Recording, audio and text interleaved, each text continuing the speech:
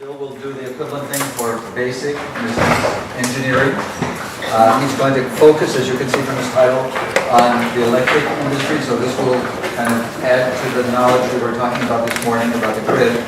And I think I'm not going to say anything else, Bill, so it's yours. Okay, well thank you.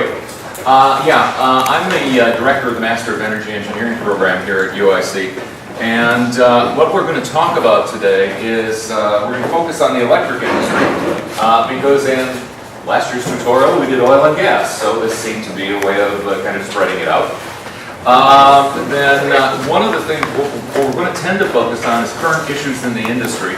And I wouldn't say that this is an engineering background really on energy, although we have some engineering issues that we need to discuss, but actually a number of things that were discussed this morning were sufficient. How many people here are engineers? Oh, we have more engineers than we had last year. How many, and how many people are in big hard sciences? Chemistry, physics, throwing biology, and everything else. Okay, so we've got more engineers in the room than we had proportionally last year.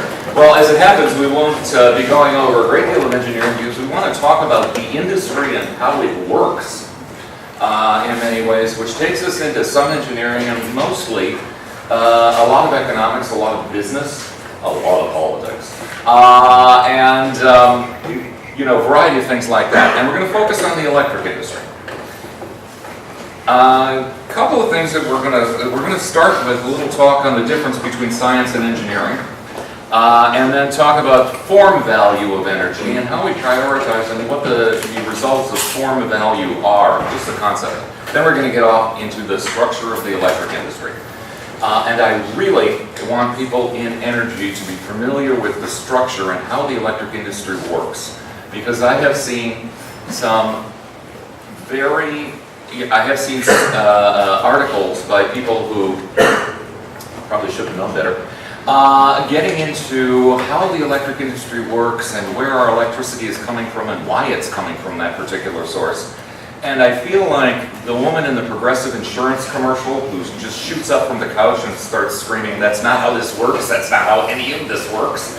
Because a little understanding of how this works kind of tells us where things go to and are moving. Particularly the grid we're going to look at. Then we'll get into forms of electric generation and some of their pros and cons and some of the issues around them. And then a little final on climate change. Okay? All right, first one is an unusual concept. I should mention that my background's a little bit unusual in that I worked for private industry for 30 years. And I've only been teaching since 2005, something like that. Basically, I worked for the gas industry and research for a good 15, 18 years. And so I've got kind of a skewed vision of things. And what I'd like to talk about first is the difference between science and engineering. And there really is a difference. And when you get done with your degree in engineering, most of what you've looked at is engineering science. But not a whole lot is engineering. Your senior design course suddenly took you into engineering. That's why we have those. And some of those issues in engineering. And so we want to think a little bit about this. And the important concept here is in science, we're dealing with something that's entirely cumulative. When a problem is solved, it's solved, we hope, for good. If we're correct, it's solved for good. If we're not, we end up going back later and fixing it. But effectively, once the truth is determined, we've determined the truth. Tautology. We can move on to the next, more complex problem. An example shown here is Archimedes, 2,200 years ago, told us why wood floats. Problem solved. We don't have to revisit it. That is not the case with engineering. Engineering has a whole different set of drivers. Engineering is basically an art form. And that seems like a very strange thing to tell engineers because I've been taking most of the courses that have involved the science of engineering. But engineering is an art form because nothing is really final. We can solve a problem one day in one way and solve it 100 years later in a completely different way and in 200 years go back to the original solution, and they're all valid. And my example here is this is two pictures of portraits, and neither of them are the final solution to how to paint a picture. It's an art. In other words, it basically is, and this is the important part, is an art which reflects the needs of two different societies, 500 years apart. Engineering reflects the needs of society, and society changes. So the same science we used last year may in 10 years be non-useful, and we'll go to a different part of science to solve the problem in a completely different way because society has changed. Another way of putting this is what basic science, when basic science research begins, it's because of the need to understand a basic truth. In engineering, when we start a research and development project, the first place you go is the marketing department. If they don't buy off on it, forget it. The marketing department? Why is that? Because they're bringing in the sociology, which is economics and everything else, consumer interests and so on and so forth. So engineering really is an art form, backed up by basic science. And to explore that a little bit more, if basically an old solution can be as valid as a recent solution, however, we will be in a position to update the technology with new developments in basic science. Both of these pictures are an electric car. And the societal interest in electric cars, which by the way wasn't there from 1919 to 2010 almost at all, has revived, and therefore work in this direction has revived. Obviously the car on the right is using far more advanced technology than the lead-acid batteries that were powering electric cars nearly 100 years ago, but there actually were some, by the way. Conversely, we can have a whole different set of comparisons. We can compare two very different solutions to the same problem, and the question is, what's society's interest? I'm not even going to ask you guys which car you'd rather have, okay? Because those of you who like the Camaro, or the Mustang, excuse me, the Mustang would probably be, hey, that's not a Mustang, that's a Camaro. I'm looking at a Chevy logo. All right, and those of you who like the Camaro would probably get a dirty look from the environmentalist sitting next to you. With good reason, it probably gets terrible gas mileage. But it basically is reflecting different ambitions in society. Okay. All right. We're certainly limited to what's scientifically possible. Absolutely, I mean, that's a given. But that gives us an awful lot of freedom. We have to remember that the photoelectric effect upon which solar cells are based was discovered as a scientific discovery in 1839. Nobody had the slightest idea what to do with it, but it was all very interesting. Conversely, from that point of view, basically, social drivers are what directs engineering, and then we look around and see what's possible to do about it effectively. God only knows how much stuff is sitting on the shelf that will be useful in the future. Energy storage, the ultracapacitor. The original ultracapacitor effect was stumbled across in the 1960s. Somebody wrote a nice paper and it went on the shelf. Nobody looked at it again for 40 years. So on and so forth. And you see this all the time. Somebody dredging something up because now there's a societal interest in it. Okay? So there is a substantial distinction between engineering and science, and we find that market drivers tend to be what lead us in different directions.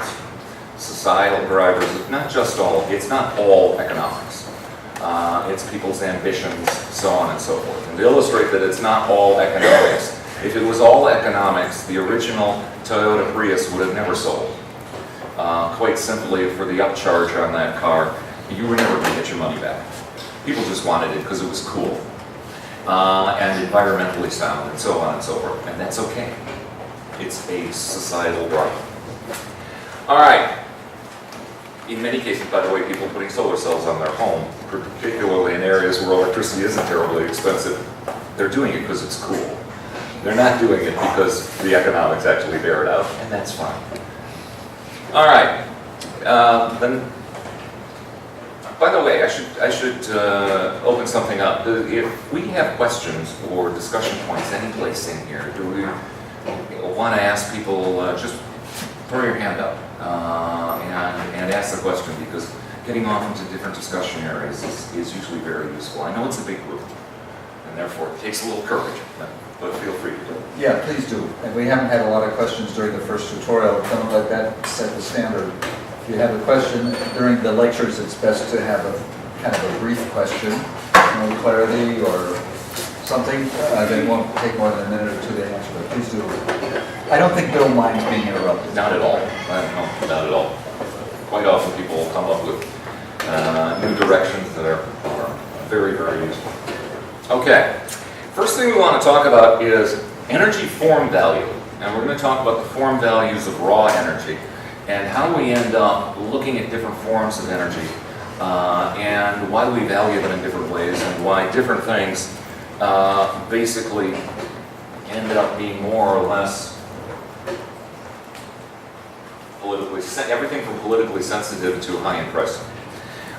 Basically, this is kind of a generic list of raw energy resources. There are a much longer list, so I put renewables at the bottom, so we didn't have to put in the laundry list of all the different options we have in renewables. And we just want to think a little bit about some of the limitations of these different energy forms. And this, just to start with, this is an interesting map, and this is one that actually is important in two directions, and one that's kind of formative in our thinking. What we can see here is different parts of the world that are darker or lighter depending on the amount of energy people are using per capita. For those of you who can't see the units, believe it or not, it's in tons of oil equivalent. Crazy units. The energy industry has endless crazy units. But this is all energy, including electricity, in tons of oil equivalent. But it was done by BP, therefore. And in different parts of the world showing how energy intensive their societies are, effectively. A couple of things that you notice right away is that there are certainly very developed parts of the world that are far less energy intensive than we are. So clearly, a level of development and affluence is possible without being quite as energy intensive as we are. So strictly associating energy intensivity and economic activity doesn't really entirely work. Conversely, we can also see, note at the bottom, it's also clear that a certain level of energy demand accompanies any form of development. If we look at Africa, which is basically the poorest region of the world, we see very low energy intensivity. The most developed country in Africa or South Africa is the Union of South Africa, and you can see it pretty clearly on the map. It kind of sticks out immediately. So it is associated with, energy intensivity is associated with a certain level of affluence, but it is not intensely associated, which means basically we could do better. And we know we can do better because other people already are. Reduction in energy consumption is not necessarily economic catastrophe, depending on how it's done. Okay. Also, overall world appetite for raw resources of energy coming up to the year 2011. And a couple of things stick out here. You're talking this morning about the problem of coal. And worldwide, coal is not only a booming resource, it's the gray on top, but growing. So from the point of view of global warming, we definitely have some challenges. We're going to be talking about coal. Other major resources that are out there are, interestingly enough, oil fairly flat, growing, but fairly flat here, and most of the other resources growing more quickly. Even in this report, which was also BP's study of world energy, British Petroleum projects that oil will be the slowest growing energy resource in the future. Which is a strange thing to say about your own business, but they're being fairly realistic. Okay, now if we look at form values, we are usually looking at a list that is organized in this direction. And what we're looking at is a list from 1 to 5 to cover those sources we had before. Oil, natural gas, dispatchable renewables, we'll talk about that in a minute, coal and nuclear, and non-dispatchable renewables, which is basically where kind of a general consensus is about form value today. If I went back 5 years, due to concerns about global warming, nuclear would have been above coal. Nowadays, I'm not altogether sure after Fukushima. I think for 2 years after Fukushima, it would have been reversed. So I just decided to stay away from it and put them together. But all of them have some limitations that cause their form value to be higher or lower. And if we look at oil, we immediately see why it's actually on top of the list. The highest form value energy source. It is easily storable, high energy density. Tank of oil or its derivatives, gasoline, diesel fuel, has a tremendous energy density and is easy to very quickly fill as well. So it's basically an easily storable and handleable fuel. And that causes it to be the transportation fuel of choice worldwide. Okay. It is also transportable cheaply. In other words, oil is one of the few energy resources that's actually inexpensive to transport worldwide in basically huge oil tankers at a small fraction of the value of the oil when it arrives. So in fact, the value of bulk oil here in the United States and in Europe is not much different because transportation isn't a big deal. Yeah? This is a clarification question, and I probably should have asked it earlier, but when you say form value, what exactly do you mean? Are you saying like worth the process of getting it and transporting it, or what exactly? Or is it just the cost of how much it is? By form value, it's defined around how easy is it to move and use, and the form value then sets what markets it goes into and what the price is. Okay, which is where I was going with this. Okay, sorry. In fact, when we look at the form value list, you'll notice the most expensive thing on that list is also oil. Well, there's a reason it's the most expensive, and that is because it has these form value attributes. Yeah. Okay, great. Okay.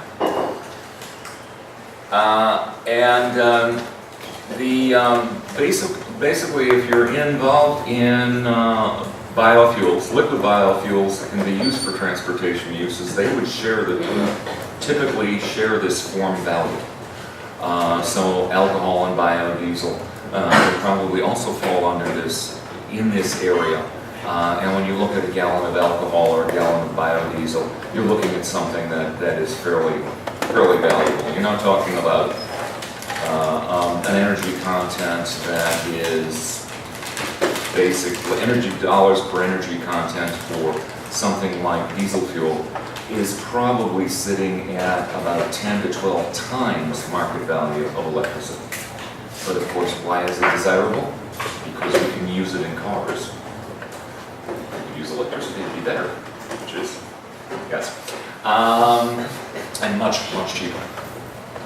Okay, the next one down is natural gas. And immediately you go, okay, why does natural gas have a lower form value? The chief reason is it's difficult, not impossible, but difficult to use in automobiles. We don't have filling stations available for it to a large extent. The automobiles will have a little more limited range because it's not as dense in storability, even under high pressure. The UIC buses have extensively used natural gas over the years. Many of the buses are still running on natural gas. But it is more difficult to use because it has to be compressed and stored in hydrogen tanks. So, more challenging transportation fuel and big issue in the form value. Big issue in the market in the United States. It is very expensive to transport overseas. Unlike oil, which can be transported for a very small number of percent, 2 or 3% around the world, 2 or 3% of its value. By the time you get done liquefying natural gas and shipping it overseas, you've effectively doubled the price. So the United States doesn't import any natural gas. The people have been talking about if we have excess, maybe we should export it. I don't know if that will go over. But those parts of the world where their only avenue for natural gas is to import it as a liquid are usually looking at twice the price. And half of that price is the cost of liquefaction, which is very energy intensive. It's a cryogenic liquid when it's transported. So, Basically any gaseous renewable fuels would also share this, basically share this form value level. The next entire list down, dispatchable renewables, coal and nuclear, and non-dispatchable renewables are all much less expensive energy markets because they are effectively limited in delivery to the electric system. And so, obviously, by the way, the cost of coal is usually half the price of natural gas. Nuclear fuel for nuclear power plants is a trivial percentage of the overall operating cost of the power plant. So the big limitation with that, for both those fuel types, is that electricity is about the only thing we can use it for. That being the case, it's a defined and limited market. Dispatchable renewables, hydro, geothermal, are referred to here as dispatchable renewables. Okay, hydroelectric power and geothermal power both have a really important attribute that makes them more valuable than wind, I'm afraid. And that is hydroelectric geothermal power can be turned up or down to meet needs. Geothermal power, hydroelectric power, of course, is stored in large reservoirs, and geothermal power is high temperature heat underground that can be released as steam in geologically active areas. They are released as steam, goes through a steam turbine, generates electricity. Both of those basically can be turned up and down to meet demand. Hydroelectric used to be very, very flexible. It's become much, much less flexible because now we have to meet a large number of environmental restrictions downstream. So hydroelectric power plants are often kind of a slave to their downstream flora and fauna. But there is some variability. On the other hand, when we get to non-dispatchable renewables, we're talking about, just offhand, solar and wind, and we have to follow the available resource. Pretty straightforward. When the wind is blowing, you can use it. So there tends to be a non-dispatchability to it. So it tends to be kind of at the low end of the form value market. And wind power often, in periods of low electric load, is in fact sold at very, very low prices in the middle of the night. Because the wind is blowing, and why not? You might as well make some and sell it for something. But we aren't really in control of that. So that's the concept of form value, and it tends to influence price. And I just ask you to keep that in mind as we go through different things with the electric industry and price structures and so on. Because I think you'll see that the form value has a particular, it's fairly important in what we do and how we do it. To give you one example, by the way, until the 1970s, there were actually electric power plants in the United States that burned oil. With the oil crisis of the 1970s and the run-up in oil costs, many of those power plants switched directly from oil to natural gas. Oil-fired power plants are extremely rare in any place in the United States except Alaska. So, because the form value is simply too high, it's just not going to wash. Yeah. So is form value something that is like permanent to a type of fuel? I'm imagining, when we talk about battery technology, right? Effective battery technology is essentially a way to change the form value, right? Something like solar or wind. Right. Is that like the framework? Yeah, and would certainly elevate the form value of electricity because you'd be able to take it into the transportation sector in a serious way. The natural gas industry is in the middle of trying to challenge the transportation market themselves with greater volume with natural gas vehicles to go into that transportation market and raise the form value of natural gas.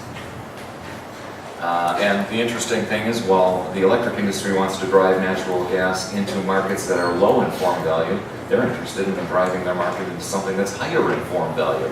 They'd rather go into transportation. The last thing they want to see is more people burning in power plants. You don't get much money for that. Why? Too low form value. There's lots of low price competition in power plants because all of the other things in form value are also available.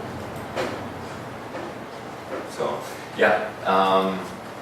This is also why the Electric Vehicle Coalition, I think, has 60 different power companies involved in it. Oh, they're very interesting. Good market for them. Oh, yeah. Okay. So with that kind of in the back of our minds, that kind of general form value concept, can't tack numbers to it, but kind of a general rationale. We're going to start looking at the overall structure of the electric industry and how this has changed. We're going to do this, we're going to do the industry structure, and then the grid itself and how it works, which gives you a glimpse of the engineering. But in the overall structure of the electric industry, the first thing we want to talk about is the functional structure of the electric industry. And this has gone through a huge change in the last 20 years. And ultimately, we're also going to be talking about issues in electric production. First, we need to define some terms. Basically, the electric industry breaks down into certain segments that actually have legal distinctions, as well as just engineering distinctions. We're all familiar with the fact that electricity comes from some kind of power plant, so generation is up there with smokestacks on it. Sorry about that, but that's what the symbol I had. That generation then ends up feeding through a voltage step-up system. In other words, from generation you go up to high voltage electric power and send this through a transmission system. The transmission system can go basically short or a long distance. There's actually a legal definition of transmission. It's anything over 51,000 volts. Which, by the way, in transmission terms, isn't all that high.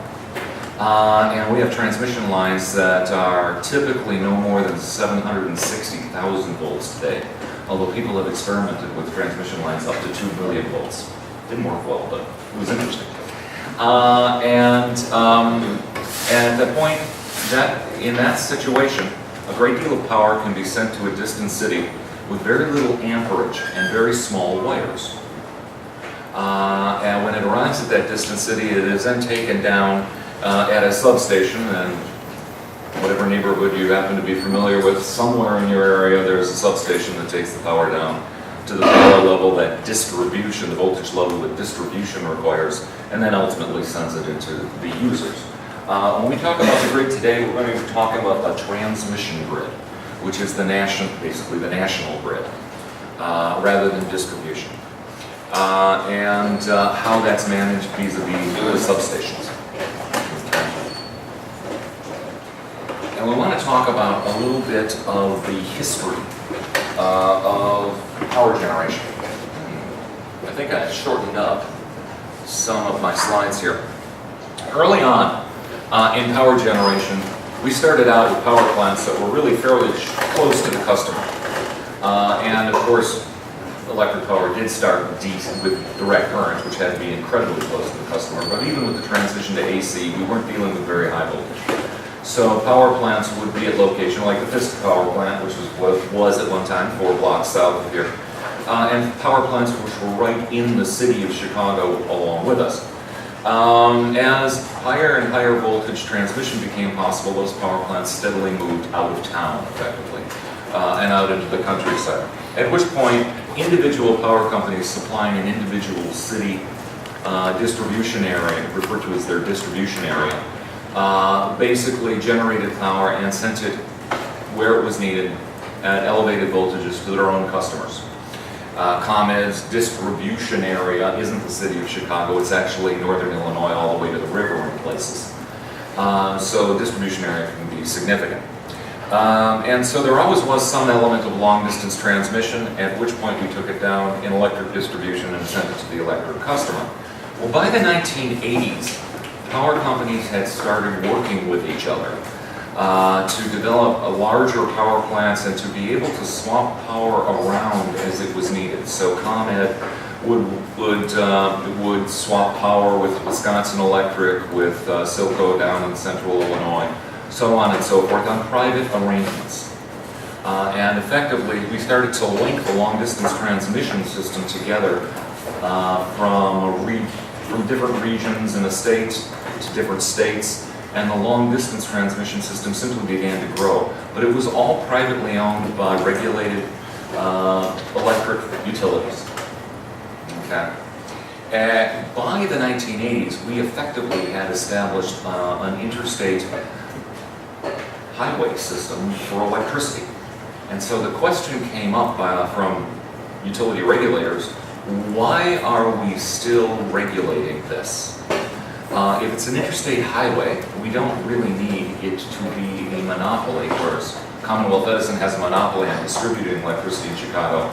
Wisconsin Electric has one from Milwaukee, so on and so forth in different regions. We may need that monopoly in distribution, but do we really need it in transmission anymore? Because those interregional power swapping arrangements are so extensive. At which point the question came up, why are we regulating transmission? And let's even take this one step further. At the other end of transmission is where all the electric generation is. Why are we even regulating that? Commonwealth Edison used to own all of the generating plants in Commonwealth Edison's territory. Today, they own none of them. Commonwealth Edison isn't legally allowed to generate electricity. I don't know if people realize that. Basically, the question came up, why do we have regulated electric generation? Why don't we make a transition which basically makes electric generation an independent service, a for-profit independent company that would compete to supply electricity to customers. And this was the core of electric industry deregulation. By the year 2000, the electric industry in almost every state east of Mississippi, north of Tennessee, was deregulated. And yet parts of the country never did deregulate. They still have regulated energy generation. And as it turned out, the deregulation craze basically went through almost all of the highly populated states. But more agricultural states with lower populations in the West did not deregulate. Okay. Effectively, the industrial customers were basically the biggest drivers for this because they realized they could get very good deals on power. However, we had to do something about this national grid, and so the decision was that the national transmission grid would deregulate entirely and everywhere. So there is no such thing as a regulated transmission grid or a monopoly transmission grid. It's deregulated, but it is overseen by the Federal Energy Regulatory Commission. But even in a regulated state, the high voltage transmission lines are deregulated and overseen with limitations. Okay, so basically now we have this concept of electricity is a superhighway, and we have to manage this. Effectively, what we see with larger customers today is that you have a large electric customer who will effectively go to a power marketer and will have the power marketer find a source for his electricity from private companies who wish to sell electricity, private generators who wish to sell electricity. So large industrials and large commercials basically go to a power marketer for a contract, and they still then have to pay a delivery charge to Commonwealth Edison for bringing the power across town. But that's all Commonwealth Edison does anymore. So effectively they're UPS. They don't make the electricity, they just deliver it from the high voltage lines across town to you at a fixed commission. That is a monopoly. And delivery is still a monopoly, and delivery is still completely regulated. Okay. By the way, everybody, how many people are actually from Chicago? Okay. Big ruckus in the last few years. Commonwealth Edison wants to upgrade their distribution system, wants to spend a bunch of money, raise their delivery charges to upgrade the distribution system. Their total focus today is on their distribution system. 15 years ago, their total focus was on building power plants. They don't even own them anymore. So it has changed the business quite a bit. Okay, so basically we now have this wide open interstate highway for electricity. And large customers basically contract for that electricity, and then they pay their delivery charges and they get a better deal. Many of you who are in this area, at least, many of the municipalities, suburban municipalities, have aggregated themselves and are doing the exact same thing, because even I, on my home, would not be able to get a good deal from a power marketer when you would talk to me. But as it turns out, my township did. And everyone's on a power market. We just all went at once. And we see one municipality after the other doing this within the last 4 or 5 years. Has it lowered the price of electricity? Yeah. At least it had, you know, there had definitely in deregulation been a drop in the price of electricity, which is now actually starting to swing up due to physical limitations. But it did produce some savings. Okay. So now the next question is, where do we get power from nationwide? And these are U.S. statistics because this is DOE numbers. This is where we were getting power from in 2007. This was a notable year. It was right before the crash, so this was actually peak electric demand. And you can see that we were dealing with 49% coal, 22% natural gas, nuclear about 20%, seems to be about pretty stable there. Hydroelectric, the 2% other renewables we were talking about. And to be honest with you, in my lifetime, that 49% coal is probably the lowest number I've ever seen. When I was in school, we used to be dealing with 65, 67, 70% in the early 80s, late 70s. So, and the coal percentage is actually coming down. It's still gargantuan.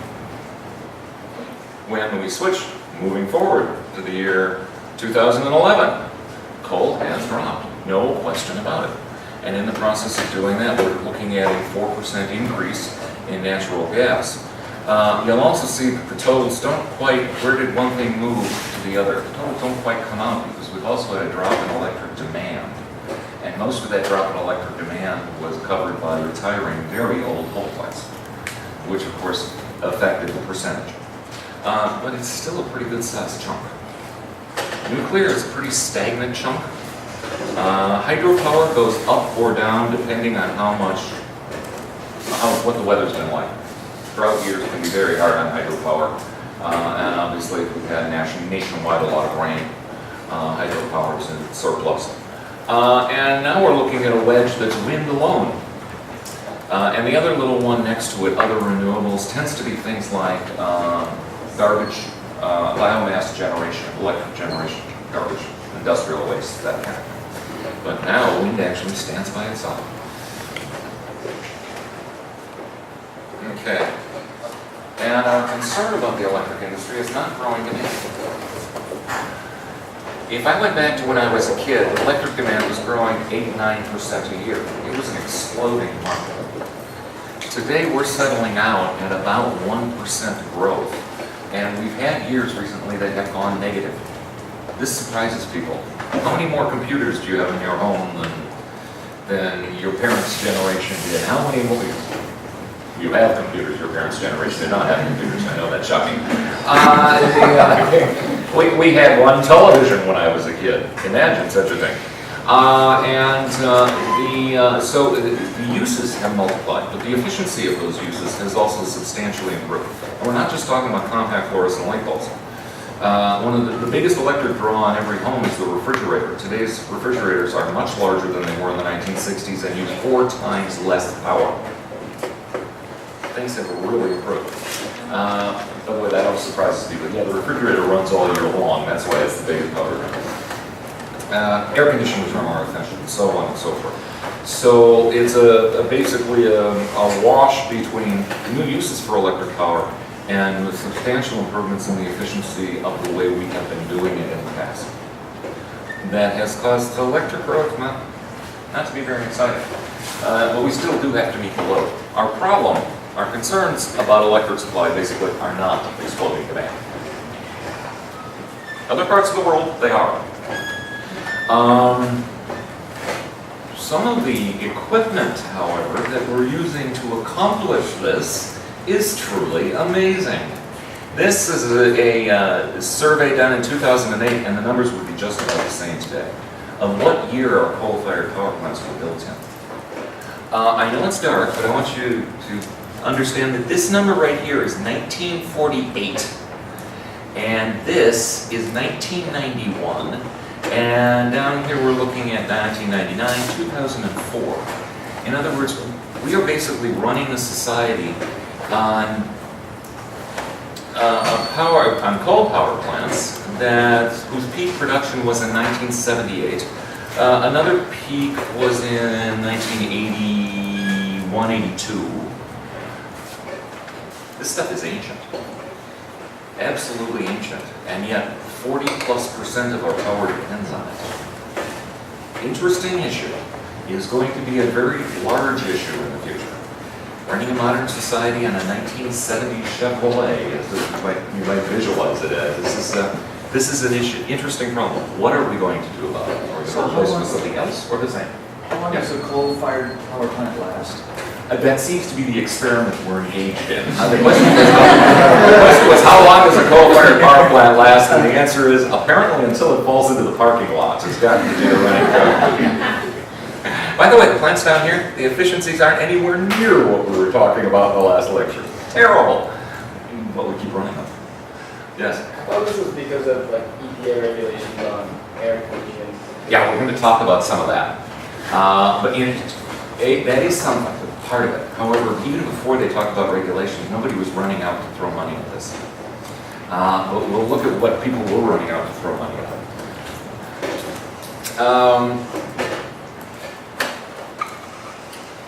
That's actually an easy to read chart showing that we're sitting on a collection of equipment from the 1970s. Yes, our coal-fired power plant stock is still listening to disco music, apparently. And the number of retirements, well, everybody's going to retire these, right? This is the planned retirements between 2012 and 2016. 27 gigawatts, which is, by the way, the gigawatt is 1,000 megawatts of power generating capacity. 27 gigawatts out of a total supply of 335 over a 4-year period. It's not exactly vanishing, particularly since how old some of this equipment is. You would think more of it would be almost unfixable at this point. But that looks like maybe Ohio or Kentucky is 100% coal with electricity, or at least a high percentage. Is that the correct? Oh, no, I'm sorry. The dots here are just where they're retiring. Oh, where they're retiring. Yeah, and there are an awful lot of coal-fired power plants that they used, so it's not surprising that they clump there. I assume Fisk and Crawford are represented here. Bend, Indiana. Pardon me? Chicago. The one near Chicago. The one near Chicago, Fisk, Crawford, and State Line. They both were all closed in the last few years. To give you an idea, Fisk was built in 1957, Crawford was built in 1958, and State Line was older. 1928. Pardon me? I think it was 1928. You gotta be careful. I mean, Fisk originally was built in 1905, but it was completely rebuilt. If it was built in 28, I would expect it was probably gutted and rebuilt at some point in the 40s or the 50s, yeah. Because we do cycles on these plants. But still, the 50s. When Fisk was closed, yeah, they had some pressure from the city, obviously, because of their environmental problems. Quite simply, it couldn't be cleaned up. It was too old. But the owners knew it was on its last legs anyway. So it was one of those compromise arrangements. Here's our nuclear plants. These are getting no younger either. Technically, the last nuclear reactor ordered in the United States before the one for the Georgia plant that's under construction now. The last nuclear reactor was ordered in 1978. Completions have been pretty rare. And we're looking at all the red plants up there are 30 to 40 years old. And this is a 2-year-old chart, 3-year-old chart now. We have a number of plants that are into their 42nd year of operation, which required special licensing because the original understanding was that they would be retired after 40. Desperation has driven us to say, okay, we're going to inspect them and then relicense them to go 60 years. Okay. I hope they're inspected well. But this is some pretty old stuff. By the way, we have a couple of blues here. Power plants less than 10 years old. Byron, 1 and 2. Byron turned out to be far more expensive than was projected, and one of the fears about nuclear power is it's going to be a money pit after you get started. Okay, we've also seen in recent years, after a drop due to deregulation, increases in power prices. And we're going to look at something kind of interesting. if we do a projection, and we actually had some of those numbers, if we look at the cost of electricity from a projected new coal plant, gas plant, wind farm, so on and so forth, and you get the chart that you showed before. They do those studies every few years. Projected, if we start now, that's what it's going to cost when we're done, in today's dollars. Okay. And those numbers are all higher than the bulk price of electricity is on the market today. So how can this possibly be? And the answer is, we are basically doing nothing but generating power out of power plants that are fully depreciated. And until they break down, we're going to get cheap power out of them. And as they break down, we're going to have a scramble on our hands, because we're going to have to be dealing with supplying that power someplace from new power plants, and all of them are going to be more expensive because they're going to be new. The example I always give is that I actually still own this thing. I have a 95 Honda, 150,000 miles on it, cheapest car in the world to drive because I paid for it ages ago. Of course. Can I do that forever? No. And it's basically going to die one of these days. And so you basically cannot keep doing this indefinitely. And so we want to take a look a little bit at the numbers we were talking about. I just want to look at four numbers specifically from the same type of study on what is the cost of electricity from new resources, from different types of energy sources. And as you mentioned, natural gas at the moment is the least expensive thing to generate electricity from. But we want to also take a look at what's going on inside those numbers. What's going on inside those numbers when we break them down is some very different colored bars up there.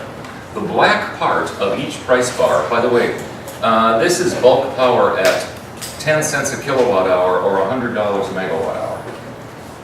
Bulk prices today on the exchange here, midday, are running about 50. The point really being is that we're still exploiting old plants. Now, visualize a coal plant cost structure. We have, in this black bar, the cost of all of the capital that is required to build the plant and run it for 30 years, divided between all of the electricity we're going to generate over those 30 years.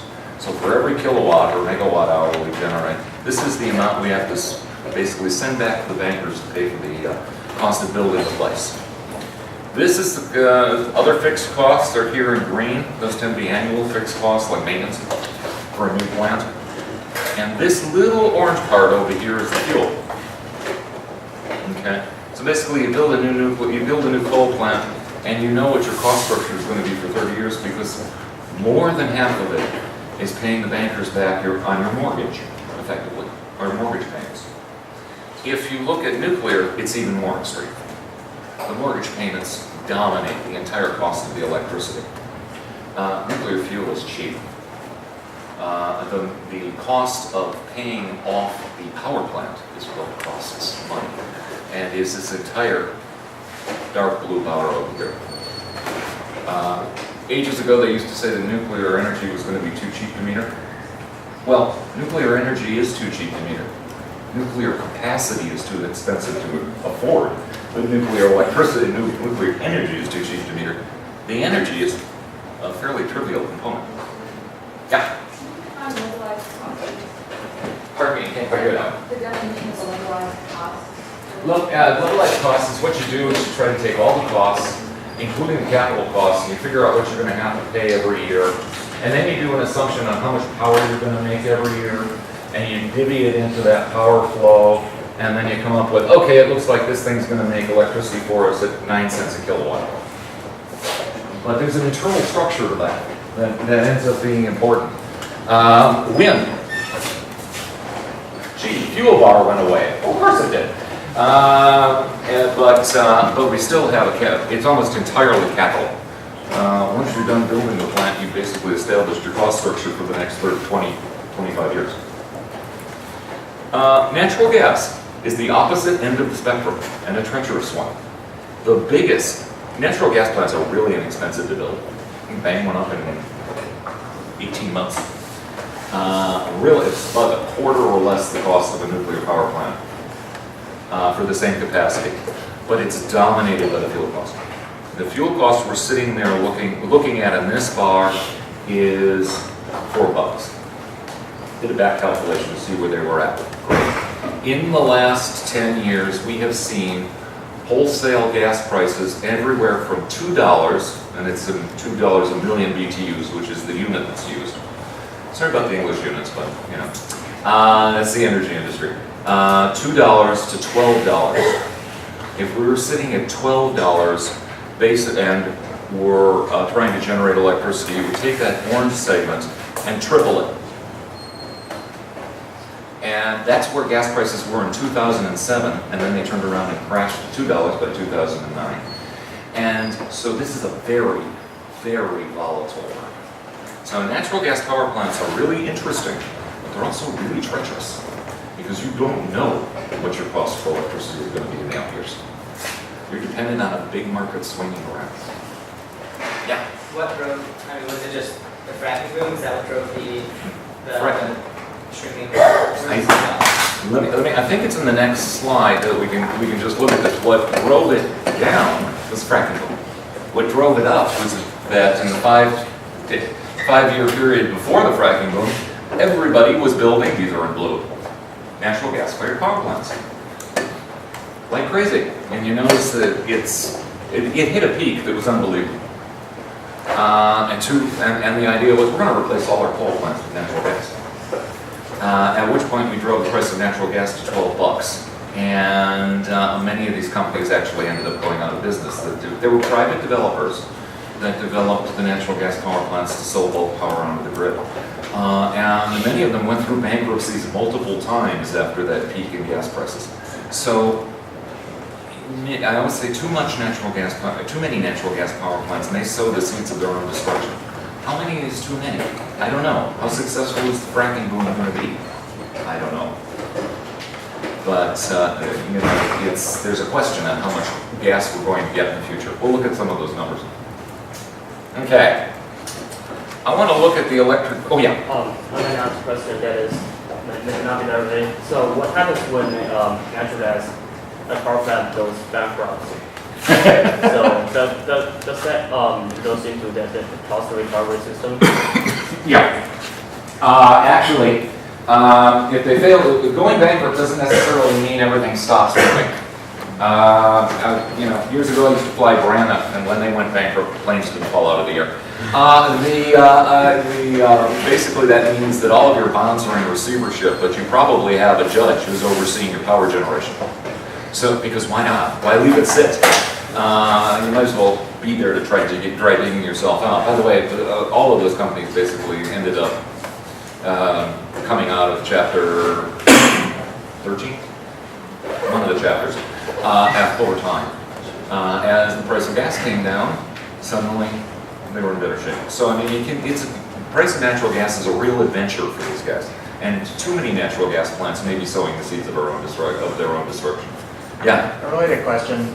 When natural gas fluctuates, Yeah. when the price fluctuates, what happens to the price of electricity to the consumer? Do they raise it accordingly, or do they have to hold a fixed electricity price to us and absorb the costs? It depends on where you are, what state you're in. If you're in a regulated state, your local utility may be screaming to the utility commission that they're going to need their rate raised because suddenly the bulk cost of electricity has gone up. If you're in Illinois, basically we get even from ComEd, you get an established price for annual power that you just pay and they pass it through. And then you pay ComEd the delivery charges. So yeah, it does go up to the consumer. There could be a delay on it though, because usually it's like 12-month averaging or something like that. If you're on a contract, maybe 2 years before that contract expires. And when you go out to get a new contract, you can have a really bad day. Our contract, my municipality's contract went from 5.9 cents to 7.2 cents, and it was the best we could get. Way it goes. Raw propane is different, obviously. I mean, our price went 3 times this winter. Where? I just live outside of the city on a farm. And we ended up paying $4,000 Just for home heating this. For Propane. 3 months, propane. Propane went nuts. Yeah, And it only give you like 100 gallons at a time. right. One of That's legal. yeah, I wonder, there were a lot of antics going on. Propane is a derivative of natural gas, but only about 80% of it. The last 20% is made from fracking oil, or cracking, I'm sorry, not fracking, cracking oil chemically. And if you get into a really cold winter, they kick into having to go and crack oil. It's a much more expensive resource. So the real price of propane tends to go, as it gets cold, tends to go like that. Yeah, all of a sudden it kicks up, yeah. Because we run out of naturally occurring propane from the natural gas system. That is an interesting market. Okay, we'll talk a little bit about the grid, and we're going to take a break in a few minutes, but I want to talk about what it is, because this is a mystery to people, and it's really important in the energy industry, and really into understanding energy.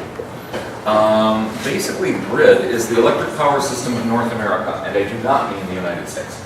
It is the electric power system of North America, and you will notice it says U.S. and Canada. As it happens, we are not interconnected with Mexico, even though that is North America. So interconnected that when the lights go off in New York, Toronto is soon to follow, as we found out in 2003. It is one system. Basically it has a purpose, and that is to take power from a whole variety of different power plants of all kinds and types and locations, and to meet customer demand immediately. We have to meet customer demand in real time. If you can fix that, we like that. What everybody wants is a box that stores electricity. At the moment, we don't have it. So we need to meet customer demand in real time, and when we are talking about real time, as you will see, we're talking about in millisecond ranges of real time. Because you could be down 100 milliseconds or something. Okay, and so it's electric dispatch. It's moving. And this basically is the overall system. It stretches from basically the Mexican border and slightly over the Mexican border in some areas in the border regions to central Canada. And this is the electric grid. In order to govern such a huge thing, we have different systems that interconnect these things in a controls manner. And so North America is divvied up. You can see this is the western interconnection out here. This is the eastern interconnection. Texas has an interconnection, actually Quebec does as well. And basically those interconnections are a central control arrangement that ends up having to be divided down into even further because it's so huge. An interesting thing about interconnected regions, since we have so many engineers here, everybody is aware of the fact that the power in the wall is 60 cycles. When you go from the western to the eastern interconnected region, they're both 60 cycles. They are not even synchronized. You couldn't run an extension cord across the western to the eastern connection line because they're totally out of sync. So there's some interesting aspects to this grid that have to be handled. In addition, we then divide it down further into power areas, and you can see ours right here. Those power areas tend to be who exchanges the most with their neighbors and in which direction does power tend to flow. Quebec and Toronto and Ontario have a lot more in common with New York City than New Jersey has in common with New York City. New Jersey is right across the Hudson River. But a huge power flow comes out of Canada into places, into New York City specifically. And so the divisions that you see there are very real. These tend to be where most of the power lines interconnect people.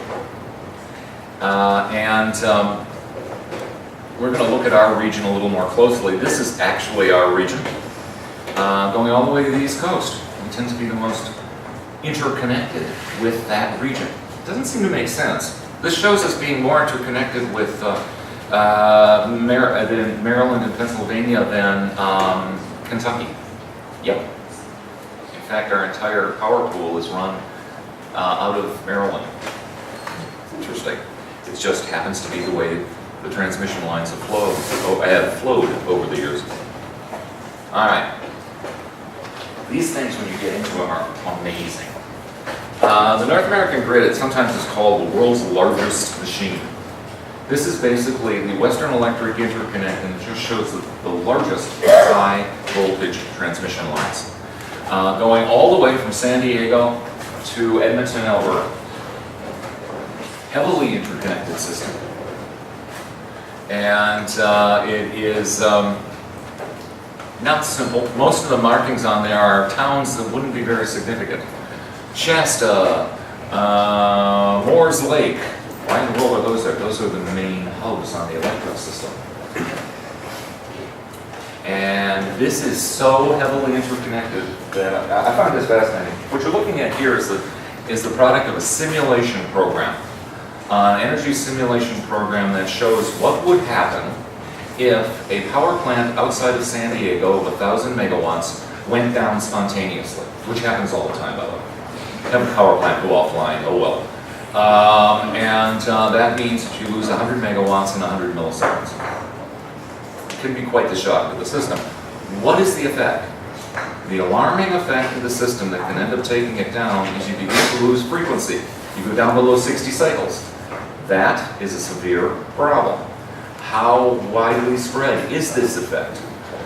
After the power plant goes down outside of San Diego in the Western Electric Interconnect, the most severe effect is loss in the cyclic rate in northern Alberta. It is that tightly tied together. The cyclic rate sweeps up the lines, bounces off the end of the grid in northern Alberta. It hits itself coming back, by the way. And the worst effect is actually Edmonton. Edmonton is, what, 3,000 miles away? This happens, the simulation status that you're looking at is 4,100 milliseconds after loss of power. Basically, if you get through 60,000 milliseconds, you're home free. These things, and 1 minute is a long, long time when dealing with these things. Somewhere there has to be a central control system on the system that gets people to dispatch power plants. And also, unfortunately, nothing will dispatch in this kind of time range.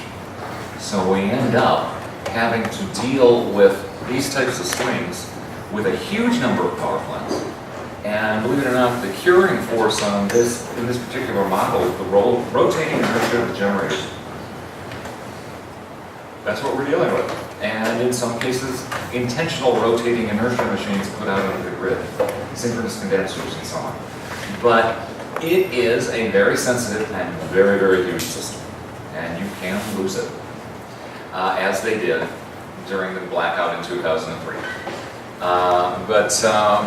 People are doing far more sophisticated things in this regard. Now, I want to point something out about renewable power, and then we're going to take a break.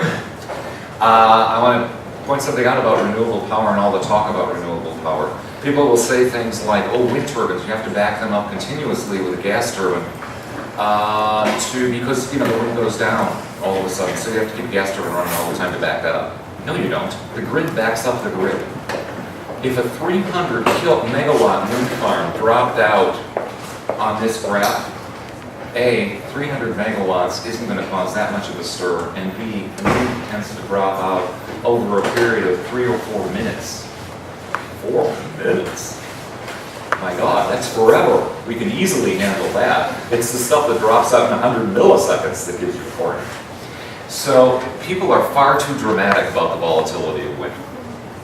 And the grid basically reinforces the grid. If you have no wind that night, you'll simply scale up the operation of 4 coal plants or 4 natural gas plants by 10% over a huge system. But Bill, isn't that different if wind is 4% of your electricity versus 40%? Wind is 40%, we've got a problem. Yeah, that'll be fun. Actually, Denmark went to a 20% wind, and they realized they didn't have the control system to handle it any further, and they actually stopped new construction for a while. Yeah, it's an issue. This kind of modeling has really reached its forte because people are looking at scenarios of high wind penetration. They actually had an event in 2008 in northern Texas due to wind power. Small population, large wind plants in northern Texas. So they were locally over 20%. And they nearly went down because, oddly enough, guys, the wind went up, not down. But it still was a surprise to the system. They changed the models that they used, they changed their control algorithms, and in 2009 the same thing happened, and they were able to ride right through it. So the question really is the control systems. 4% would be pretty volatile. Yeah.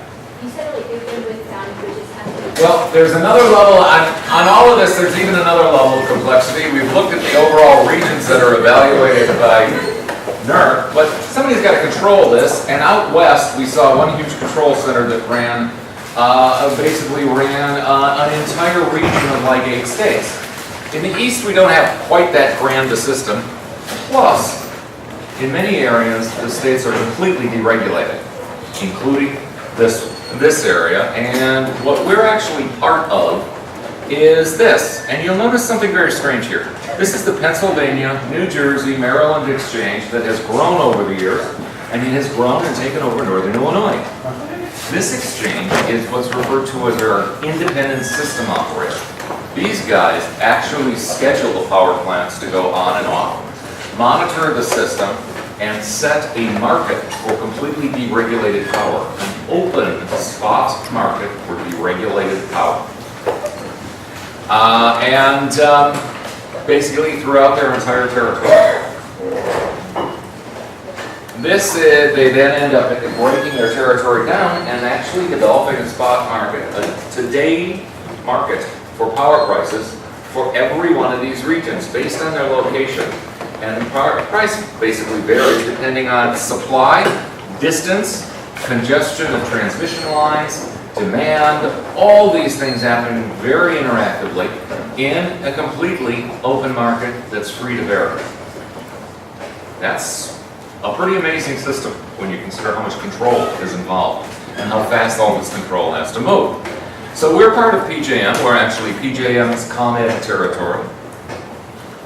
And every day, a whole set of supply and demand prices are set up in an open bidding arrangement to the power producers. And a projection is done 24 hours ahead of what tomorrow's electric price will be on the wholesale market. If you want to buy electricity on the wholesale market, you can do it. Here in Chicago, you can actually have your home switched over to wholesale market prices. And one of the students in the program a couple of years ago had his home on wholesale market prices. And it is called real-time pricing. What you're looking at is all the different districts in PJM. Here's ComEd, and here's the price projected yesterday for today. I downloaded it yesterday. The 24-hour ahead price for 1 o'clock in the morning. Actually, that's first hour, second hour, going out to the middle of the day. And you can see that we're actually sitting, at midnight we were projected to have $26 a megawatt hour, which is 2.6 cents a kilowatt hour. Remember, we haven't paid for delivery yet. That's a 2 or 3 cent charge over and above.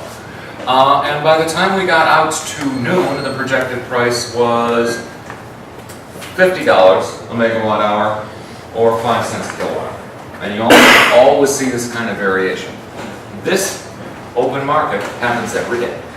Large industrial plants, they want to buy from this directly, and wildly enough, you can actually get a real-time price meter put into your home, and you can buy from this directly.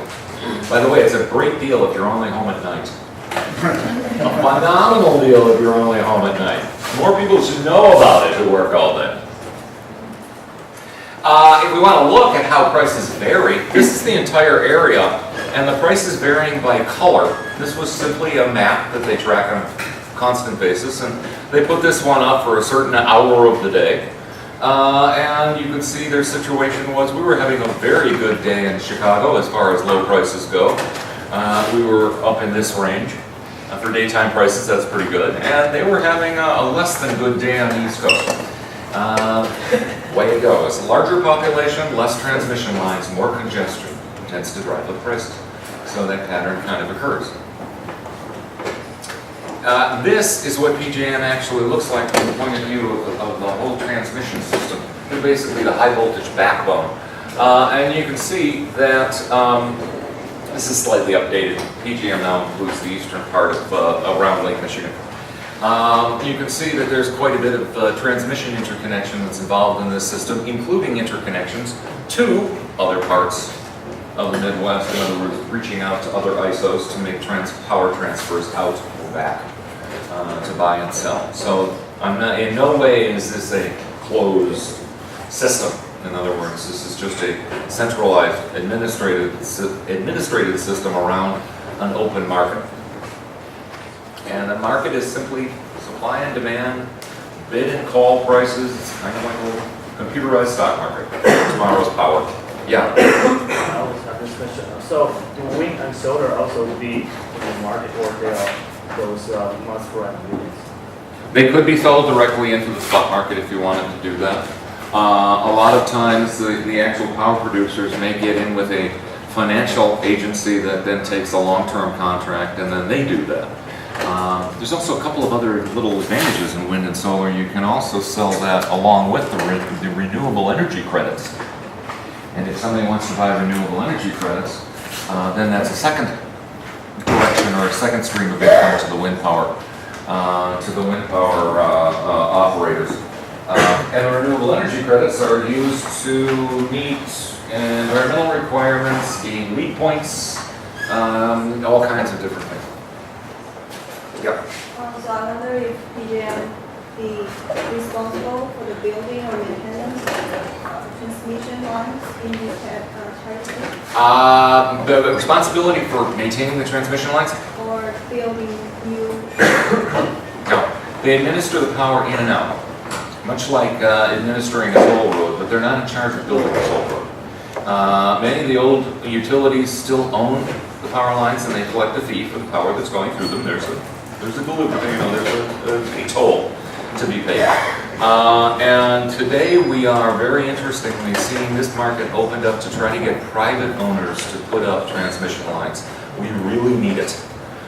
There just wasn't enough money at the utilities to keep up with the need for more transmission lines. So we're actually seeing an opening now for basically Joe's transmission company and grill is going to get into business. All you need is a few $100 million and you can build a transmission line. Hopefully they'll pay for it. So, they are unfortunately very expensive. But getting the private industry involved in it sounds kind of interesting. Where on the map does the ISO actually operate the grid from, and how much of this region is covered by a single operating room or building? Western connection, comment connection, I know our operating room is here. Where their central operating room is, I don't know. I think I actually have a picture of the Chicago area operating room. I'm not sure. Yeah? The people, if someone should get into doing the private transmission line, how do you get paid? Pardon me? How do you get paid for the transmission line if you have a private? Oh, settlement on the open market. That's the way the utilities are getting paid for use of their, sorry about that. That's the way the utilities are getting paid for use of the grid now. And in the open market price, there is also a fee for use of the transmission line. So when the market clears, that financial operation does go through the ISO and back to the transmission grid owner, or transmission line owner. So it's dependent on the megawatts you carry or something like that? Yeah, right. Okay. By the way, the ISO mainly cares about peak demand. These guys don't care about energy. Their biggest worry is there enough equipment out there to handle the peak demand? Do we have enough people sending into the market to meet tomorrow's peak demand? Yeah. So I'm just wondering why Chicago decided to join PJM and like how MISO and PJM compete. You know, when I first heard that, I was going, why in the world did we do that? And then I thought about it a little bit and realized that we have more, being a big urban area, we have more in common from the point of view of load with large urban areas than we do with downstate, from the way our load's going to be paid. So people like the region, the old Silco region in central and southern Illinois, that's a fairly diffuse low load. I have a feeling that probably was the big influence was that we're dealing with a big urban load.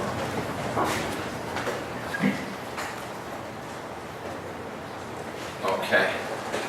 And how do these dynamic prices end up affecting things? it's pretty much to be expected. You end up with prices spiking depending on demand.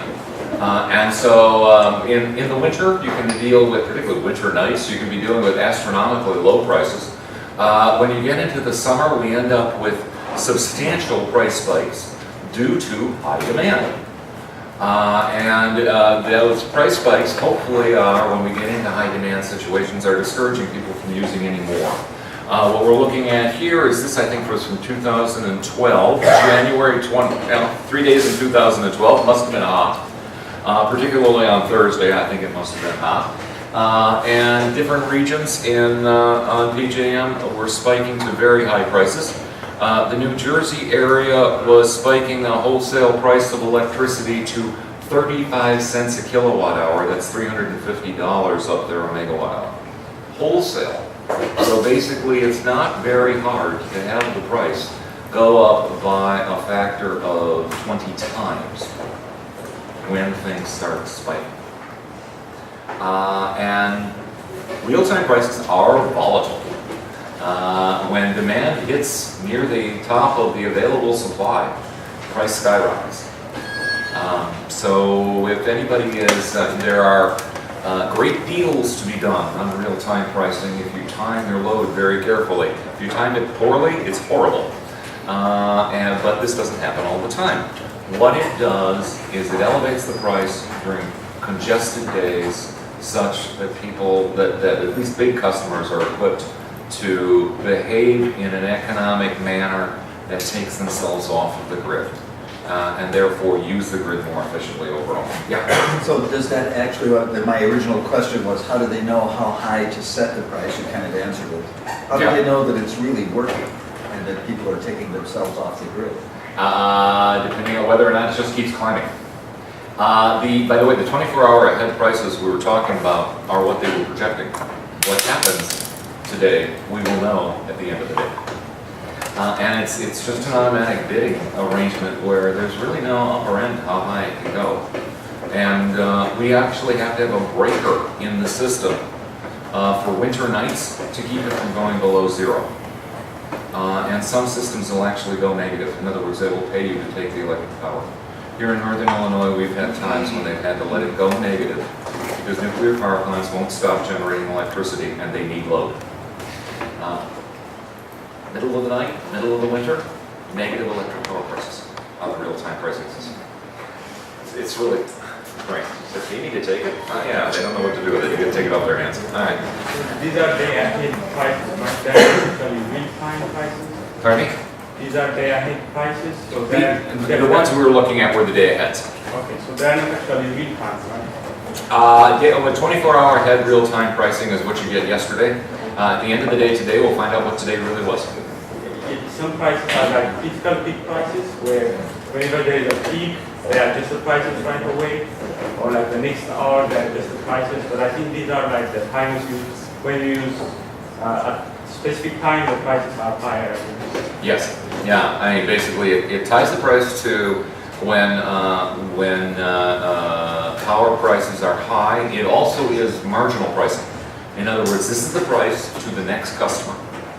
That doesn't mean that all other customers are paying that price because they may have booked that yesterday. Okay. So it gets a little elaborate. This is one of the control rooms.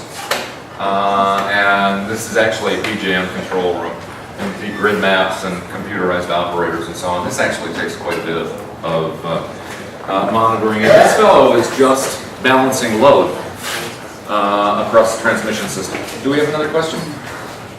Okay. Yeah. I don't know if you're going to talk about like smart grid within a home. Yeah, we're not going to get down. This is a neat subject. A lot to be said for that, where it can automatically heat up your water in your tank when there's excess power. Put your washing machine on at night. Let you know how much you're paying for it. Yeah, I should mention that there are control systems out there that will do just that. And this is an internet site. This is basically a screen from the internet, and they send out signals for what the price is this hour on real-time pricing. If you're an industrial plant, and in fact we probably could take this down to far smaller loads. If you are buying on real-time pricing, you can turn a control on that says when power hits 1 cent, turn on the water heater. When power hits 20 cents, lock it off. So on and so forth. And those controls have actually been around for a long time. The way they work is they get a signal from over the internet from the market system. So that kind of thing is already out there, mostly for bigger industrial kind of operations. Yeah? You mentioned that the prices go negative on winter nights. This would seem like a very, very good incentive to switch to electric heating over gas heating. Do you know whether there's been a trend towards that recently? No. Because the average price is still, across the entire winter, the average price would still be a substantial disadvantage. Electric resistance heating is what you're thinking, right? Yeah. I mean, real-time pricing might be as close as you'd ever get, but we haven't seen any craze a major motion to electric resistance heating because of that. You could take advantage of it in the middle of the night. Switch back and forth. Yeah, but you have to have both systems. Okay, so if you want to invest in working it both ways, you certainly could do it. Electric booster on your gas furnace. Real-time pricing signal. Yeah. It's maybe more elaborate than most homeowners want to get into. Okay. Basically, ultimately, this has to be controlled because we definitely want all of this to work well. In 2003, it did not work well. We had 50 million people without electric power, many of them for as long as 3 days. It was a true, huge wake-up call on administering the system. And it was due to overloaded transmission. This is a subject we're still wrestling with, getting people to invest in more transmission capacity. Actually, all the power plants were working fine. The transmission went overloaded and started cutting people off. It was a definite wake-up call. Okay. Next thing I want to talk about is issues in the energy forms. We're going to go fast on this. Basically looking at different generators. So now we're back to the generators, looking at the generator forms and asking the question, what are the issues going on with different forms of generation? And I'm going to start with coal because we should always get past that everybody going at you at the same time and move on. And so we want to look at coal, we're going to look at natural gas. I'm not going to look at nuclear power, we have to take something out. And look at, and nothing much is happening at the moment. And look at renewables, particularly wind, which is having the biggest impact, and policy issues. Here we are, overall at this, by the way, is 2011. This is from the 2012 Energy Outlook. It takes a while for DOE to get their energy outlooks out. Their outlook is usually a year old. Is that much of an outlook at that point? Okay, I don't know. But they're still looking at going out to the year at least 2030. Here they're saying 2040 on at least 30% coal. We're not going to be able to do that on 50-year-old coal plants, so I'm not altogether sure how this works. The natural gas growing, renewables growing. Their renewables includes hydro, and nuclear being about stable. Question? Looks like coal goes down and then comes back up. Goes down around 2015. Yeah, I didn't know what their parameter was going on there. They have this econometric model that produces some unusual things. I don't know how they do it. So my guess is here that there's been a lot of talk about clean coal and next generation coal plants that are more efficient. I imagine that the next outlook, now that the new EPA regulations are out, will show a sharp downward trend in coal. And this is before the EPA was talking about emissions regulations on new coal plants and existing coal plants. Well, I don't know. We'll see. That's just my guess. What the EIA ends up saying. Maybe it will. I was surprised that it was quite so durable. I would have thought at least by 2040 it was going to be wearing itself away. Okay, on renewables, this is chart just shows non-hydro renewables. As George mentioned, hydro is not a growth sector in the United States, and so these are the other forms of renewables. With wind obviously leading the way, and assuming this is where we are now, and their assumption is it's going to continue to lead the way. But with solar basically kind of in its infancy, and I think there's some very interesting things going on with solar. Okay, coal, everyone's favorite. I couldn't resist. Basically, coal is, well, at least you have to have some sympathy for it. Everybody loves a bad boy. Coal is the industry's bad boy. It's also been the tremendous cornerstone of this industry. Literally, when I took power plants in the late 70s, we were sitting on 65 to 70% coal generation in the United States, plus the nuclear, plus the hydro. That's where we were. And so this has been a big investment. George already talked about it. We burn coal, we make high pressure steam, we put it through steam turbines, we make electricity. No more needs to be said about the mechanisms of coal, other than that these things are very large single plants, particularly the latest coal plants built, and the top of this boiler will typically be 20 stories in the air. So you are talking about a very big piece of equipment. And they work most efficiently in very big units. The electric power demand for coal is going over the top, but it's definitely still there. So we're seeing a decrease in the use of coal, but it had been growing for decades previously. In industrial plants and so on, coal is largely disappearing in the United States. There are very few places that actually still burn coal. You need an EPA variance that is not easy to get. By the way, most of that industrial application are variances given to universities.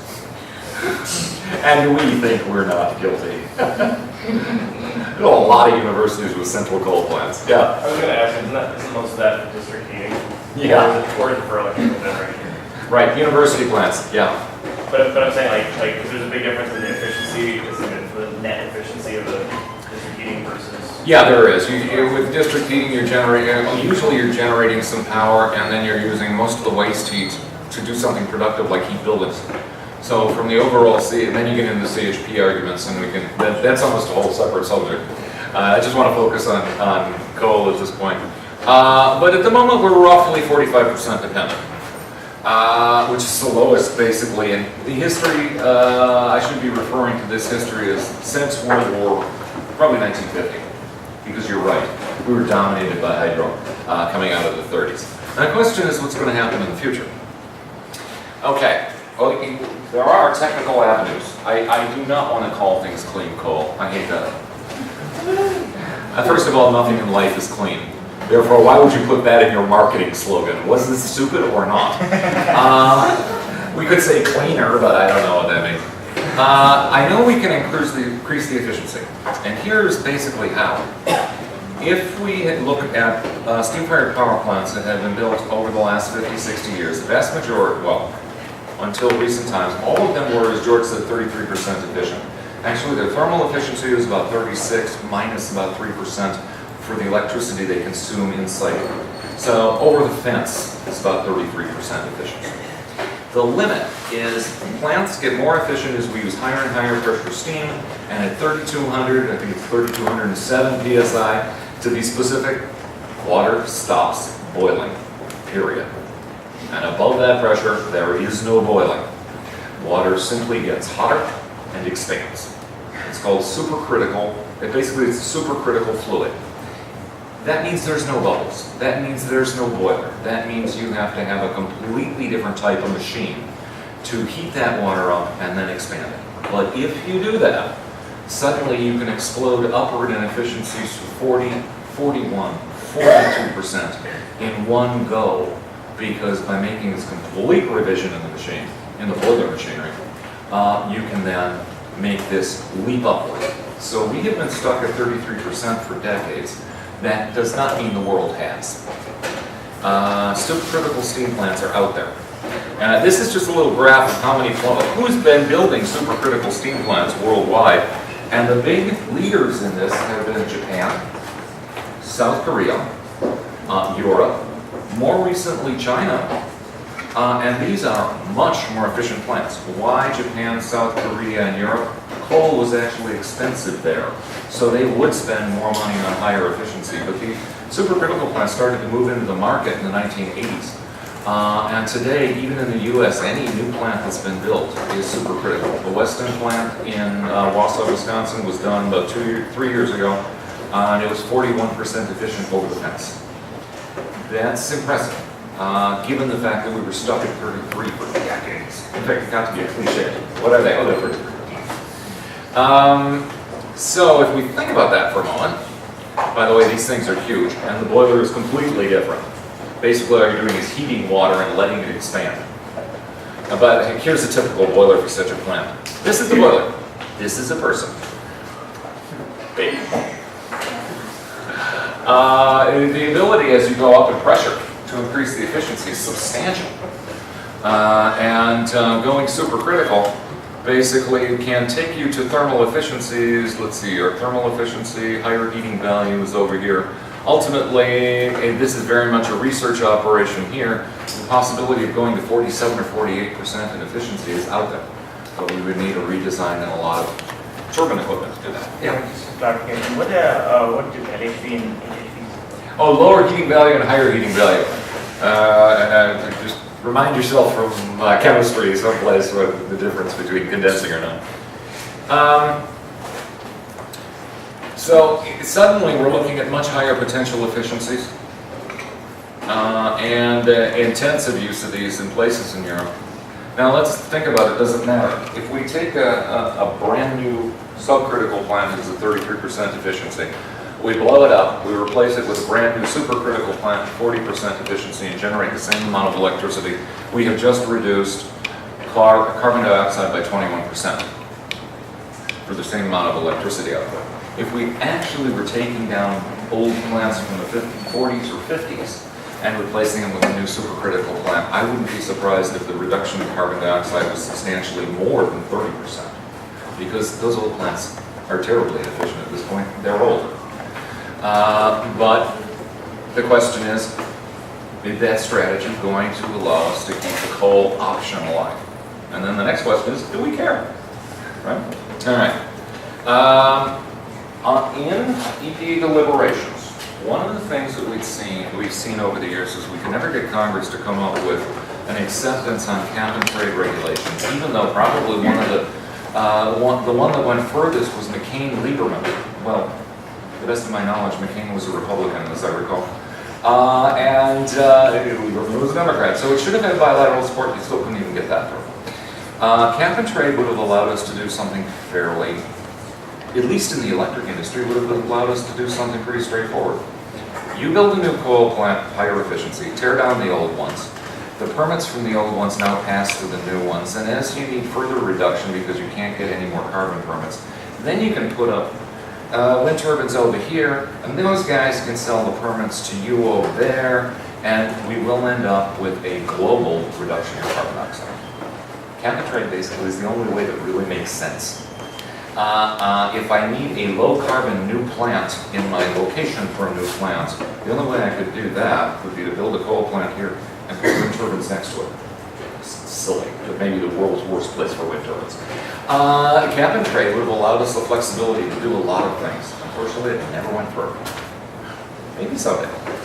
And actually, some things may actually be crowding in that direction. In 2012, EPA ran up the flagpole of proposed rulemaking. Keys on proposed rulemaking, so proposed, to set up per new plant standard. In other words, no new generating plant could put out more than a certain amount of carbon.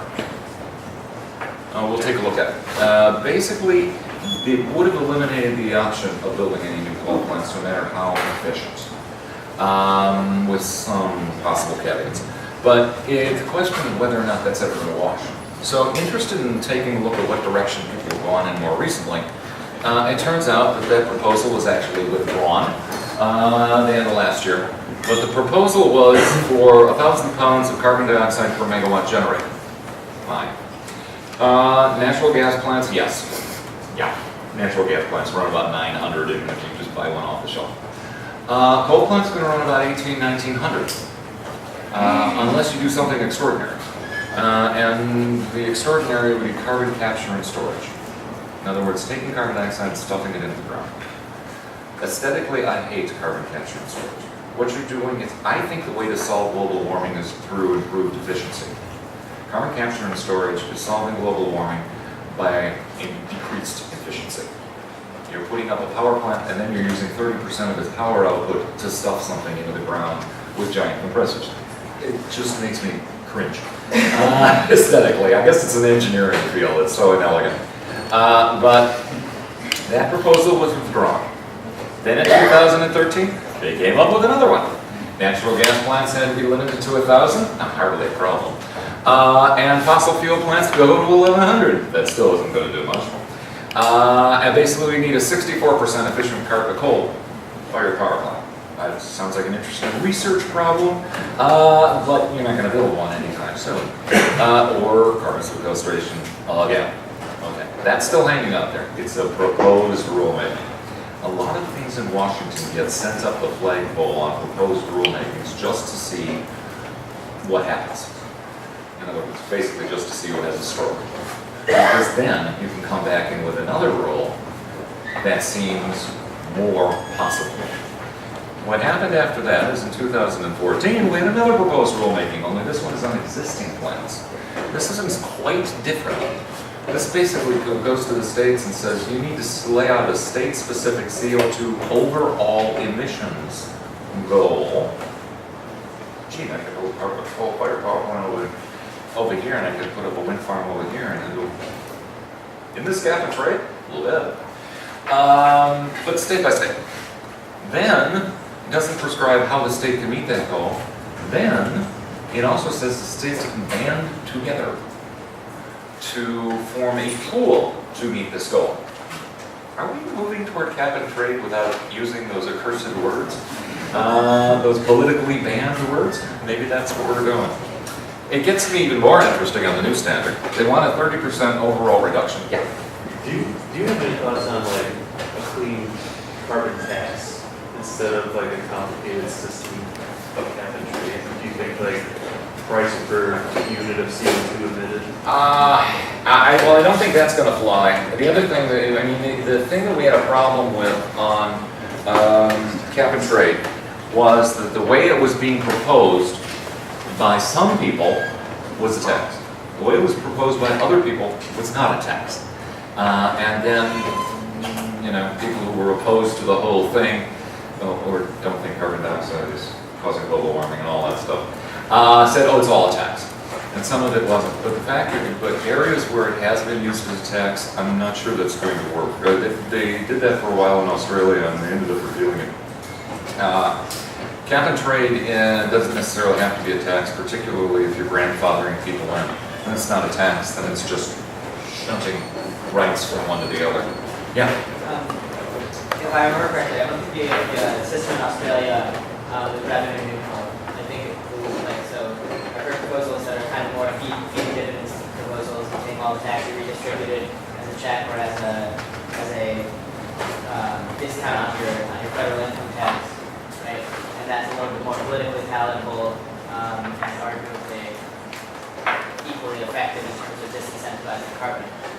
Yeah, you can certainly make a carbon tax revenue neutral by then handing it out to people on their income tax. Boy. That sounds like an interesting one to try to propose. I don't know that that's going to go anywhere because that kind of thing, of course, needs full congressional approval. The EPA does not necessarily need that because the Supreme Court tasked them with controlling carbon dioxide. After the EPA refused to get involved with carbon dioxide, the Supreme Court ruled it air pollution. So that means they were stuck with it. So they have to come up with rules. So this is their latest, and they basically got to come up with something. 30% overall. They have an expectation that in 2030 they'll stay at 30% coal and 30% natural gas, because they were looking at how we're going to do this and what's going to happen. The interesting thing was reducing carbon intensity, by the way, EGUs are electric generating units. All right. Reducing carbon intensity through improving efficiency. Improving the efficiency reduces the heat rate. Same thing. Reducing emissions, substitute less carbon intensive power plants, obviously. Substitute with zero carbon power plants. I'm surprised 2 and 3 was separate. Don't know. And the last one's dynamite. Reducing emissions from EGUs with energy efficiency programs that reduce the amount of power you need to generate. Megawatts. So clause 4 is actually the megawatt concept, and we do have in many states energy efficiency programs going on. This would actually give you carbon credits for all of the power you're avoiding generating, if you can reduce the power generation through efficiency programs, or start an efficiency program and then basically deal with the fact or take advantage of the fact that our power consumption is declining. So now you're getting some credits against the EPA rule on that as well. Good question as to whether or not that's going to be legal. But because it's getting it into some real social planning issues they've never been in before. But these are basically the 4 building blocks in the 2014 proposal. Okay. And this were some of their expectations. The only problem is improve efficiency of existing coal plants by 6%, perhaps. And then you can see some of the assumptions they were making, including the efficiency programs that could reduce state units, or use state by 9 to 12%. Between now and 2030, with the technology that's available, I think you could quite likely be able to do that. In fact, I think it's quite likely you could start a state program that didn't do a whole heck of a lot. Stand back and watch it happen by itself. At which point you still get credit for it. But there is a potential contradiction between the 2013 and the 2014 rules. The only way I can see raising the efficiency on these antique old coal plants is blowing them up and replacing 5 or 6 of these little old coal plants with one big new one at 40% efficiency, supercritical pressures, so on and so forth. Problem is, I think then you'll run afoul of the new plant rule. So there'll be a real question as to whether are they going to keep both rules or scrap the old one and go with the new one. At which point we can go coal-fired power plants as long as we can show it's a compensation for getting rid of old ones. We can make serious carbon dioxide reductions doing that without sacrificing the coal option. Why don't we want to sacrifice the coal option? We'll look at that in a second. Okay, because the likely result of having the new plant rule is really treacherous. We're going to be we'll be sitting on antique coal-fired power plants, probably running at 25% in efficiency after all these years. Probably both, replacement with natural gas plants that may be subject to some fairly unstable prices due to the demand for too much of a demand for natural gas. We'll look at that in a minute. So it's going to be fun. It's going to be interesting to watch as to what happens. Coal will probably not cease to be the great Satan, but it will maybe get a little less diabolical in this. We may be able to actually reduce some carbon by still using coal. The other problem with the problem eliminating coal plants entirely is there are some fairly strong lobbies in Congress on coal. Colorado, Wyoming, West Virginia, Ohio, these places have coal as a declining key in their economies. So at least a declining coal industry will probably satisfy them. They don't expect it to grow. They just don't expect it to stop next year. Can I make a time check? So we'd like to have a hard stop at 2:45, which is kind of impossible. You got it. No, I'm going to skip. I'm just going to skip the. Okay, and then there's plenty of time to talk to Bill, informally. Okay. The last thing I'm going to do is answer the question: why would we be interested in holding on to coal? Natural gas power plants are very simple. Gas turbine rejects heat to a boiler, we make steam, we generate power from the turbine and the boiler. 50% efficiency is not common. 60% is basically a target goal for new plants. So the efficiencies are substantially higher. However, if we actually took and replaced all coal plants with these plants, we would end up taking gas from 22 to 66% of the electric market. That would require 10 million standard cubic feet of gas a year. In other words, those plants, an expansion of that much gas use expansion in the United States is more than the gas use expansion that we have experienced since over the last 50 years. Fracking is all very nice, but it can't withstand that kind of demand. We would see an exploding price scenario. And let's face it, guys, we're using this stuff in our heating furnaces. Nobody wants that. This is what happened in 2001 when everybody decided to build a natural gas plant. Those were the plants that were built. This is what happened to the prices. $2 prices before the turn of the century hit $12 twice. Phenomenal. That would triple the price of the electricity, or double the price of the electricity out of natural gas plants, driving them well above all the other sources we looked at. It's volatile stuff. And we don't particularly, so volatile electric prices are something to watch out for. Can we replace a lot of the coal with natural gas? Yes. How much? I don't know. I think we're just going to do it until it blows up. Because the last time it blew up on some unfortunate, really credible power generation suppliers. And so basically we see people building gas plants, but man, they are a lot more cautious than they were 15 years ago. Okay. Just a couple of quick items on wind from the industry. We have seen tremendous growth in wind. This is actually total capacity coming up to 60 megawatts, as George said. What happened? Everything fell off the map at the end of 2012. A tax credit was canceled at the end of 2012, and then renewed in mid-year, and has made the market tremendously unstable. Here's, before everybody despairs on the wind market in the United States, this shows units under construction.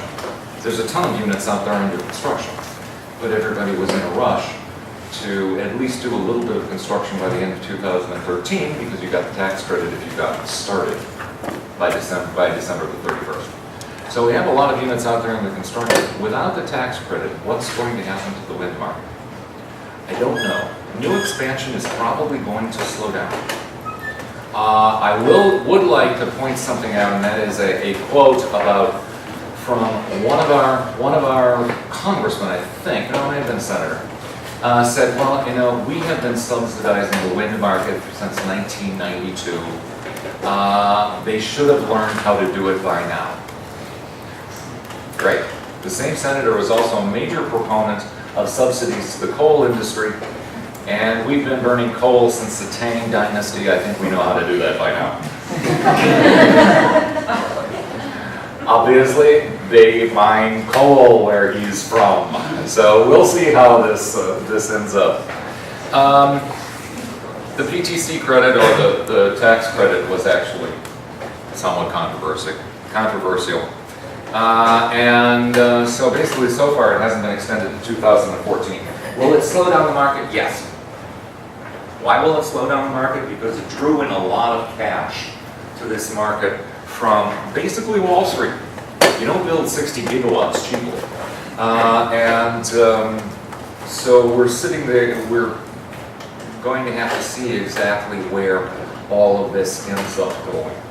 But hopefully at least some element of it will be renewed. The other thing we need very badly is more transmission capacity so that power generation with wind can go to those states where it ought to be, which isn't necessarily Illinois. The highest wind corridor in the United States is right down the center of the country, and transmission systems tend to be the thinnest in that area. And so the wind resource really needs more transmission in order for us to reach it, and to reach it most productively. How much does it cost to generate power from wind? We saw some estimates. You go into locations in the center of the country where wind density is much higher, the wind blows more constantly, and you can be talking about substantially lower numbers than what we were showing. So, transmission affects even wind quite a bit. And let me see, the wind is significant. In the first 3 months of 2013, wind power generated 2/3 as much power as all the hydroelectric plants in the United States. The Grand Coulee, the Hoover, the TVA, the Northwest plants, all those huge operations, wind power has become significant. So we can hope that something will be done to get at least an appropriate level of tax favor treatment for wind power, given the fact that nuclear and coal certainly aren't exactly suffering from a lack of attention in tax favor treatment. So anyway, I need to wrap up at this point. There are some more slides further back, but I really wanted to get this far. And Thomas, should